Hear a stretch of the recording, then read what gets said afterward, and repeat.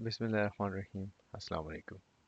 Aroma herbs is the name of business जिसकी अब हम बात करने लगे हैं। और इस सवाल की जो रिक्वायरमेंट है वो सबसे पहले तो आपसे ईओक्यू फाइंड आउट करने को कहता है।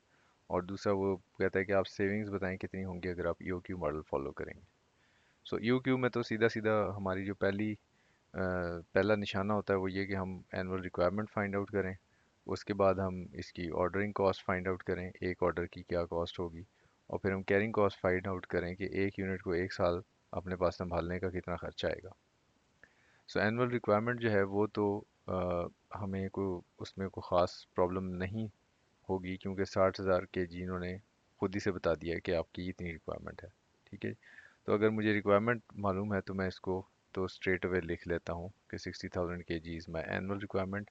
तो ये मसला तो क्लियर हो गया।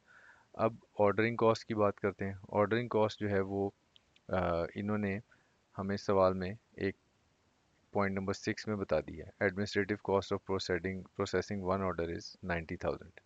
और अगर मैं increase in number of purchase orders would reduce this cost by 10%। सो ये 10% से रिड्यूस हो जाएगी।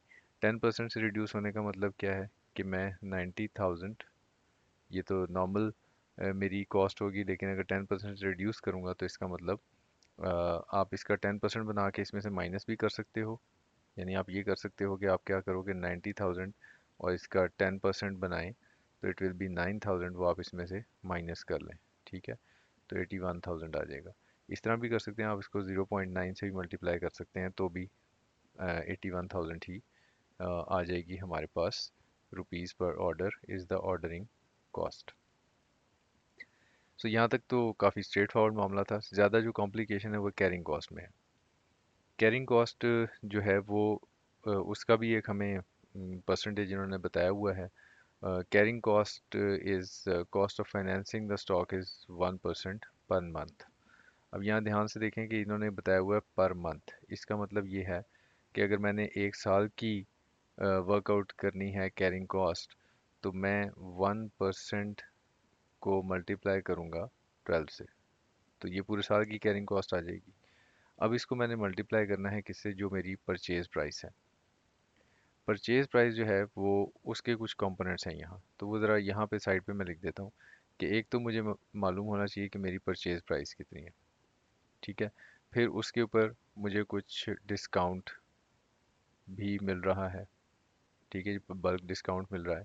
और कुछ टैक्सेस ऐड हो रहे हैं मेरी जो कीमतें खरीद है, तो उससे मुझे पता चलेगा ना कि एक इन्वेंट्री की जो है वो कीमतें खरीद कितनी होगी। सो एक तो ये फाइनेंसिंग कॉस्ट है जो मेरी कैरिंग कॉस्ट का पार्ट बनेगी। और दूसरा एक और आइटम भी यहाँ पे इन्होंने बताया हुआ है, and that is your storage cost. ठीक है। सो स्टोरेज जो है, storage cost is estimated as 320 per KG. Again ये वेरिएबल ही बताया हुआ है। तो जब ये सारा कुछ हम बना लेंगे तो इसके बाद हम इसमें जमा कर लेंगे जो हमारी स्टोरेज कॉस्ट है, जो कि 320 रुपये है 1 किलोग्राम की। सो पहले तो हम ये वाली वर्किंग अपनी कंप्लीट करते हैं कि ये जो फाइनेंसिंग कॉस्ट है। सो परचेज प्राइस आप अगर देखें सवाल में हमें कितनी बताई हुई है। सो purchase price has been mentioned as 900 पर केजी। ठीक है जी। और ये है आफ्टर 10% डिस्काउंट। ठीक हो गया। तो इसका मतलब मैं ये कह सकता हूँ ना कि अगर वो 100 रुपए की चीज़ थी तो उस पे 10% डिस्काउंट मिलता था, तो वो 90 की आपको मिलती थी। लेकिन अभी क्या होगा, अभी होगा ये कि ये जो पॉइंट 3s में लिखा है कि ईओक्यू मॉडल की वजह से आपकी जो क्वांटिटी पर ऑर्डर है वो क्या हो जाएगी, रिड्यूस। जिसकी वजह से बल्क परचेज डिस्काउंट में भी कमी आ जाएगी। और 10% डिस्काउंट नहीं मिलेगा बल्कि 8% मिलेगा। मतलब ये कि अब आपको डिस्काउंट 10 रुपये नहीं मिलेगा बल्कि 8 रुपये मिलेगा। तो इसका मतलब आप अब जो आपकी परचेज प्राइस है वो देखें ज़रा कितनी है। तो अब इसको करने के दो तरीके हैं। 900 जो आपको दिया हुआ है, इससे या तो टोटल आप ग्रॉस वैल्यू बना लें। 900 इस वक्त इक्वल है इसके। तो आप इसको 100 के लेवल पे ले जाने के लिए क्या करेंगे, इसको सिंपली आप डिवाइड कर दें उससे जिसकी ये इक्विवेलेंट है, और मल्टीप्लाई कर दें 100 से। ठीक है। So you will get to 1000। ठीक है, 1000 अब आपकी एक्चुअल प्राइस है जो बगैर डिस्काउंट के होती है। अब ये जो 1000 है इसमें से आप 8% अगर माइनस कर देंगे, 8% वुड बी 80, सॉरी 10% 100, और हाँ 80 अगर मैं माइनस कर दूंगा तो it will be 1000 minus 80 is 920। ठीक है, सो 920 आ जाती है मेरी नई purchase price.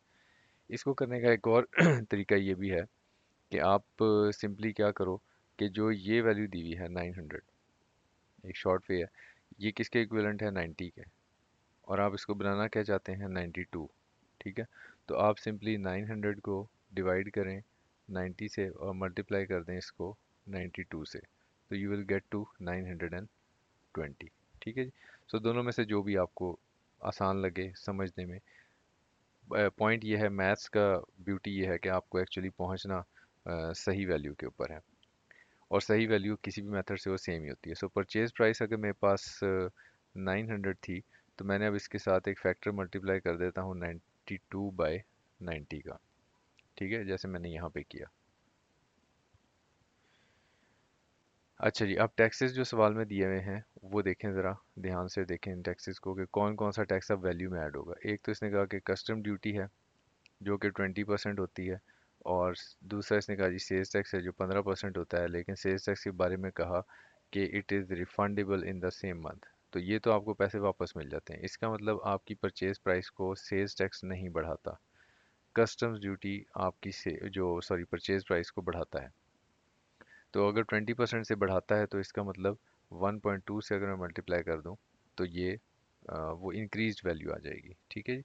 So my purchase value जिसके ऊपर मैंने फाइनेंसिंग कॉस्ट निकालनी है, दैट वुड बी लाइक कि 900 को मल्टीप्लाई करते हैं 92/90 से, और फिर इसको मल्टीप्लाई करते हैं 1.2 से, और फिर मल्टीप्लाई करते हैं 1% से, और फिर 12 से।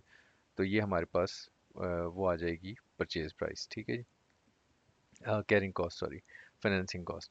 सो अगर मैं इसको सॉल्व कर लूँ तो इट गिव्स मी 132.48, और इसमें फिर मैं जमा कर देता हूँ 320, तो I get to my carrying cost which will be 452.48। ठीक है जी। तो अब मैं ये फाइंड आउट कर चुका हूँ कि मेरी कैरिंग कॉस्ट कितनी है, मेरी ऑर्डरिंग कॉस्ट कितनी है, और मेरे एनुअल रिक्वायरमेंट कितना है।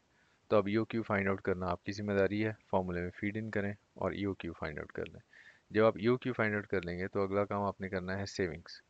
सेविंग्स जो है वो ईओक्यू मॉडल पे कितनी होंगी, तो आपने सिंपली क्या करना है, ईओक्यू मॉडल पे ऑर्डरिंग और कैरिंग कॉस्ट फाइंड आउट कर लें, और परचेजिंग कॉस्ट फाइंड आउट कर लें, और फिर उसके बाद उसको कंपेयर कर लें जो आपकी करंट स्ट्रेटजी है उसके साथ, और दोनों का डिफरेंस लेकर आप सेविंग्स जो है वो फाइंड आउट इजीली कर सकते हैं।